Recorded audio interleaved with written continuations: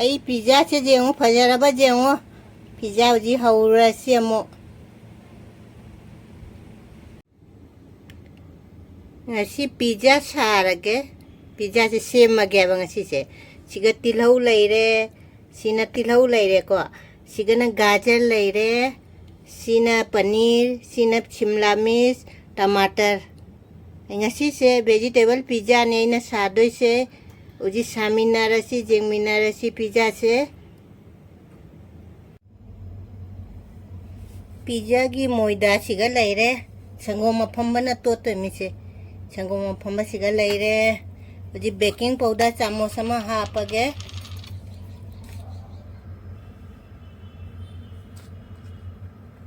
chamos ama baking powder de soda khatang hapke soda sidi jamna hapaga chaba haute pizza da de thum khatang hapke ai je pizza ani ni sado se uji phajana to khaire se aina phajana to khaire uji dahi hapage ko dahi se pizza se okpak dahi se hapte ni se sangom mafamba se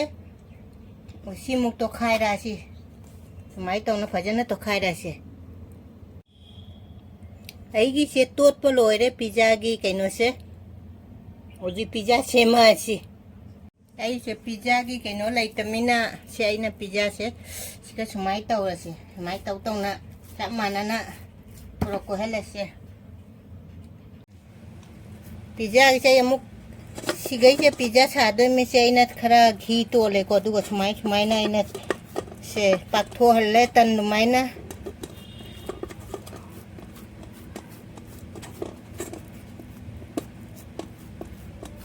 ojai da chala pizza gi kaino hang utare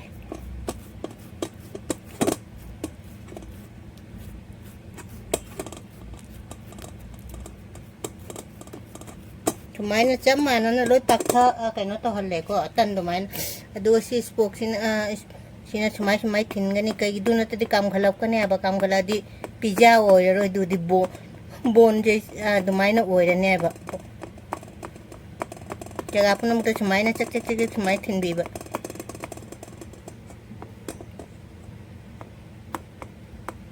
thin ba loire ujik si tame sigi kaino gi pizza sauce si jaga apna mukta taisan bi rane thung na bane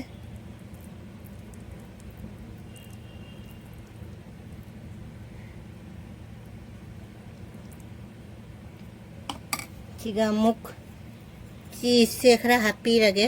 hapage jaga apna mukta aidi cheese amagane pizza se hawba heleba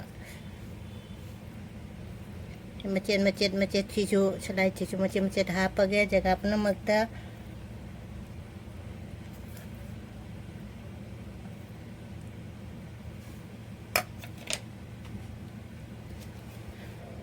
uji kaino vegetable gi kaino se hapage ko vegetable se jaga jaga da hapage mai kaino to bose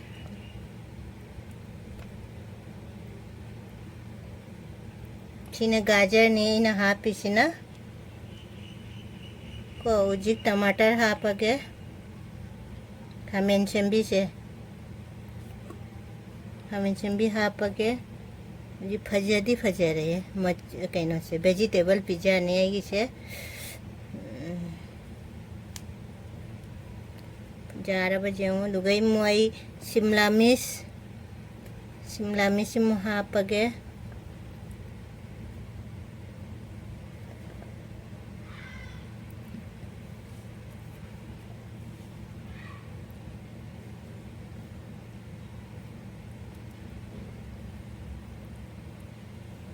दुगई मु तिलौ मु hapage tilau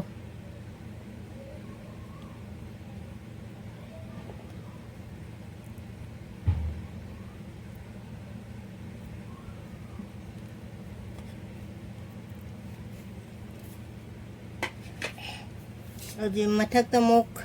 karat kaino se hapchen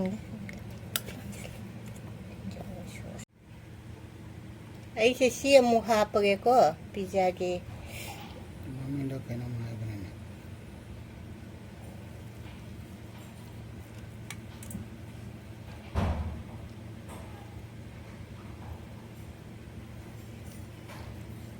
ꯁꯨꯃꯥꯏꯅ ꯂꯣꯏ ꯍꯥꯞꯄꯤꯕ ꯑꯗꯨꯒ ꯑꯃꯨꯛꯀ ꯆꯤꯁꯁꯦ ꯈꯔ ꯈꯔ ꯑꯃꯨꯛ ꯍꯥꯞꯄꯕ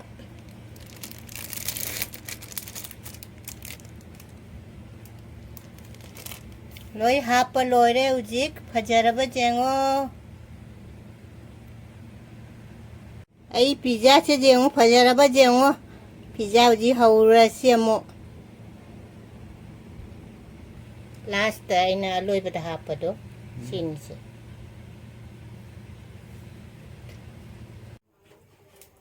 ꯑꯩꯅ ꯈꯥꯡꯗꯅꯤꯀꯣ ꯑꯩꯅ ꯄꯤꯖꯥ ꯍꯧꯗꯣꯏꯁꯦ ꯇꯦꯡꯀꯣꯠ ꯑꯃ ꯑꯩꯅ ꯊꯨꯝ ꯍꯥꯟꯅ ꯀꯩꯅꯣꯅꯦ ꯍꯥꯏꯗꯤ ꯀꯦꯛ ꯍꯧꯈꯤꯕꯩ ꯊꯨꯝ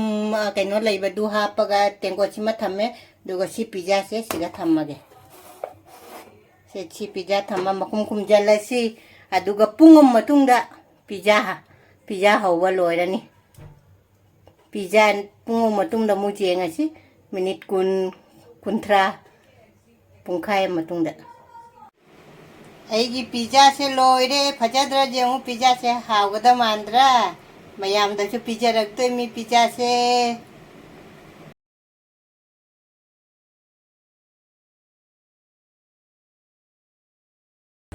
ꯃꯌꯥꯝ ꯄꯨꯝꯅꯃꯛ ꯈꯣꯏꯔꯝꯖꯔꯤ ꯑꯩ ꯄꯤꯖꯥ ꯉꯁꯤ ꯕꯤꯅꯤꯇꯥ ꯔꯥꯖꯀꯨꯃꯥꯔꯤꯅ ꯄꯤꯖꯥ ꯁꯦꯝꯃꯧ ꯍꯥꯏꯕꯗ ꯄꯤꯖꯥ ꯁꯦꯝꯁꯨ ꯁꯦꯝꯃꯦ ꯆꯥꯁꯨ ꯆꯥꯔꯛꯑꯒꯦ ꯑꯩ ꯄꯤꯖꯥ ꯆꯥꯗ꯭ꯔꯤꯉꯩ ꯃꯃꯥꯡꯗꯅꯦ ꯑꯩꯈꯣꯏ ꯏꯅꯝꯃ ꯑꯩꯈꯣꯏꯒꯤ ꯅꯤꯄꯥꯒꯤ ꯃꯆꯦꯅꯤꯀꯣ ꯑꯗꯨ ꯃꯥꯅ ꯄꯣꯠ ꯑꯩꯒꯤ ꯀꯩ ꯊꯥꯕꯤꯔꯛꯏ ꯍꯥꯏꯁꯦ ꯃꯌꯥꯝꯗ ꯌꯦꯡꯍꯜꯂꯛꯀꯦ ꯁꯤꯌꯔ ꯇꯧꯔꯛꯀꯦ ꯃꯌꯥꯝꯗ ꯑꯩꯈꯣꯏꯅ ꯑꯃ ꯄꯤꯔꯛꯄ ꯄꯣꯠꯇꯣ ꯁꯤꯅꯅꯦꯕꯨ ꯂꯩꯔꯦꯀꯣ ꯑꯩꯈꯣꯏ ꯑꯁꯥꯝꯒꯤ ꯒꯨꯍꯥꯇꯤꯗꯩꯅꯤ ꯑꯩꯈꯣꯏꯅ ꯑꯃ ꯄꯤꯔꯛꯏꯁꯦ ꯁꯤꯒꯅ ꯂꯐꯨ ꯊꯔꯣ ꯂꯩꯔꯦ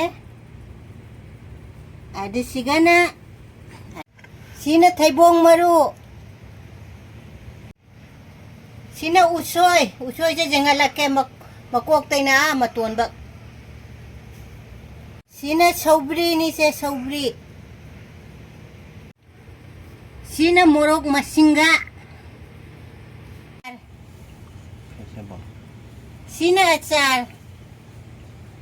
mayam ahamba se ai se vegetable pizza ne ba ai se jam haina di hauba matte ko ai ge ahamba hauba pizza ni mayam nongna bi ke ai chu kai de nongna bi da chu kai de ko comment da lai da khar kat lage pizza se pizza cha ba haura se ai pizza se jang phajadi jam phajare ai ba khang de uji khawra da ai na chara jeng se pizza jeng se mayam se chaminara se pizza चाबा हो रसे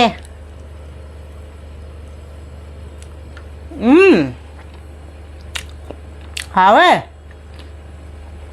ये pizza की कोई ऐसा मजा है चला गने पिज्जा की दुकान हांगता रहे हावे ऐडी जाम चादिंग अम्मे को ऐसी चे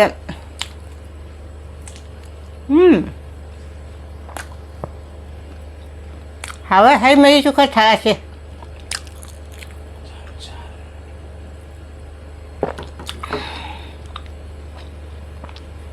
हावे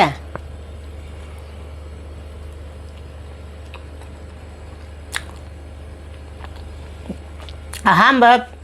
पिज्जा सेम बने सेम मचु तो हाउ दे हाउ रे मचे पिज्जा की कइनो सिंग दो जाम फजना हाफ तमना how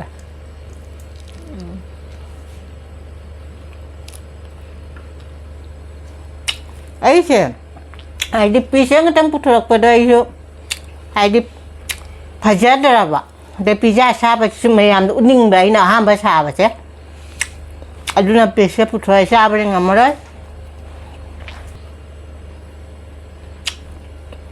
siguma pochai de jam di cha de ko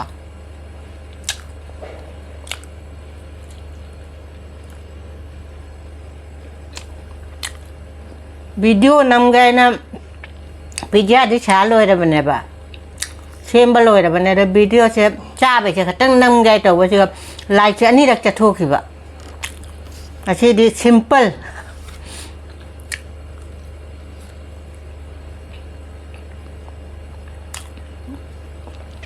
ꯍꯥꯎꯋꯦ ꯄꯤꯖꯥꯒ ꯍꯩ ꯃꯍꯤꯒ ꯊꯛꯄ ꯍꯥꯎꯕꯅꯤꯀꯣ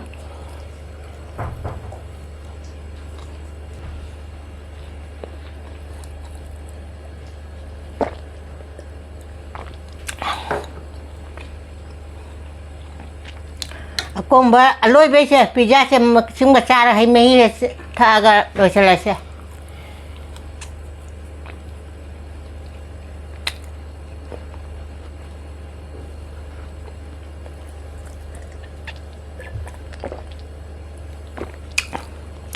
ꯍꯩ ꯃꯍꯤꯁꯦ ꯄꯤꯖꯥꯁꯦ ꯌꯥꯝ ꯆꯥꯟꯅꯔꯦ ꯌꯥꯝ ꯍꯥꯎꯋꯦ